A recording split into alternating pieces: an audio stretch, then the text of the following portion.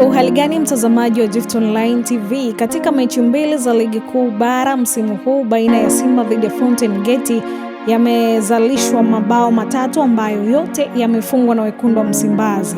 Duru la kwanza Septemba 25, 2025, Simba ikiwa mwenyeji kwenye uwanja wa Benjamin Mkapa ilishinda bao 3-0 kupitia mabao ya Rushaine dakika ya 6, Charles Oha dakika 37, Jonathan Swa dakika ya 58 na leo Aprili 15, 2026 Simba ikishinda tena 3-0, wafungaji wakiwa ni Clatous Chama dakika ya 45, Guye dakika ya 53 na Shaban Pon aliyejifunga dakika ya 71. Ushindi huo wa Simba leo kwenye uwanja wa Sheikh jijini Arusha umekuja baada ya dakika 180 ngumu bila ya mabao katika michezo miwili iliyopita ya ligi kuu bara. Awali Simba ilikumbana na wakati mgumu katika mechi mbili zilizopita kufuatia kushindwa kufunga bao mbele ya Azam Aprili 5, 2026, huku Chamazi na TRA United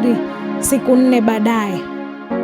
Hiyo ilikuwa mara ya pili kwa Simba msimu huu kucheza dakika 180 bila ya mabao. Mara ya kwanza ilikuwa Februari 2026 ikifanya hivyo dhidi ya Dodoma na Yanga kwenye dabi ya Kariakoo ilipopigwa huko Zanzibar.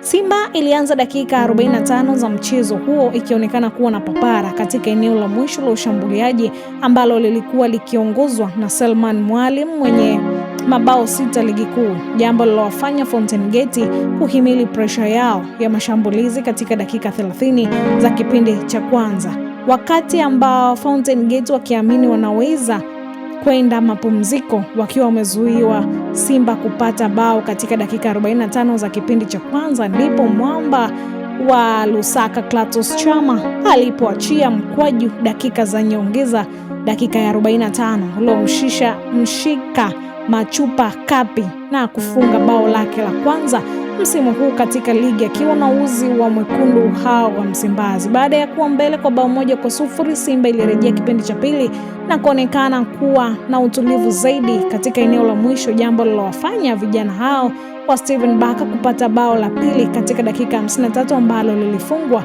na Guye kufuatia asisti ya Selman Mwalimu. Baada ya kuwa mbele mabao 3-0, Baka aliamua kufanya mabadiliko mengine mawili kwa mpigo kwa kuwapa nafasi Hussein Mbegu na Morris Abraham wakichukua nafasi ya Rushaine pamoja na Chama. Matokeo hayo yamewafanya Simba ambayo imeendelea kuwa nafasi ya pili ikiwa na pointi 39 kwenye msimamo wa ligi kuu bara kupunguza tofauti ya pointi kati yao na vinara Yanga kutoka 8 hadi 5. Dozi ya mabao matatu, ushindi ni 3-0 ambao Simba imeibuka na huko Arusha ni watano msimu huu kwa mnyama katika mfululizo wa mechi zake za ligi kuu bara, huku kikiwa kipigo cha pili kwa Fountain Gate FC ndani ya msimu mmoja. Hii ni Gift Online TV, endelea kusubscribe, kushare pamoja na kucomment. Asante.